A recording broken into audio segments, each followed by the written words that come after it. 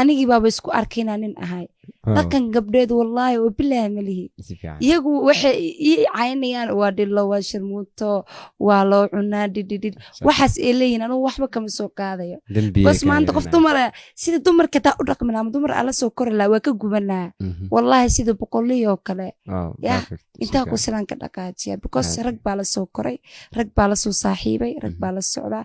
anigu ma dhahayay cayn ma dhahayay amaanan kaliya waxaan dhihi lahaa aakhiradiina iyo adduunkiina ka fikira because qof aan noloshiisa ka warhaynin aa shakhsiyahantiisa aad u aqoonin in aan noloshiisa wax ka sheegtid ama afka aad la soo gashid ama cay aa meel aa ugu soo fadhiisatid qalad aadoo weyn iyagu ku tahay iyo dembiba laakiinse aniga waxba uma haysta intii caysay inta kaleba cafis beega yihiin marka wiilasha saaxiiba aan ahnay inaan iska dhex bilowno ma jeclayn tamiimna marka hore saaxiibtinimo walaanimo isku baranay sax dabeecadeena meeshan calaf baa ku saaid marka xoogaa qalbi jab baa xoogaa jiray saa darteed tamiim wuxuu ii ahaa markaas qofka ugu dhow i dareemo oo markaas xiliga waqtiga aan ku jiray aan wax walba u sheegan jiray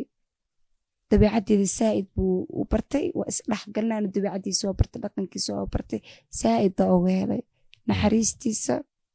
dabeecadiisa sidoo kalena isaga ma sheegi karo waaga inuu iga helay in kale laakiin ana dabeecadiisa dhaqankiisa waan ka helay suu aniga igu sheegana sidoo kaleeto adiga ma jecel ku sheegtay misaasa ku sheegtay jacaylka xitaa markii lii sheeganaya anuu wax dhahay may walaalkey baad tahay saaxiibkey baad tahay dhidhidhidhi waxaase dhahaye anuu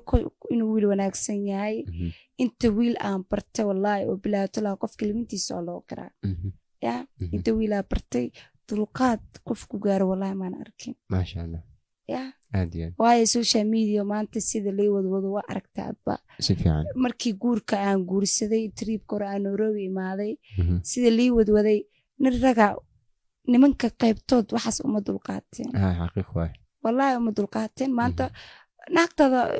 ama family ama dad kale inta dhex bilaawan naagtada ama buuq lagu fura camal naagtada saasa laakiin isaga maxaa ku dhahay ama maxaa ku dhahay dad shacaba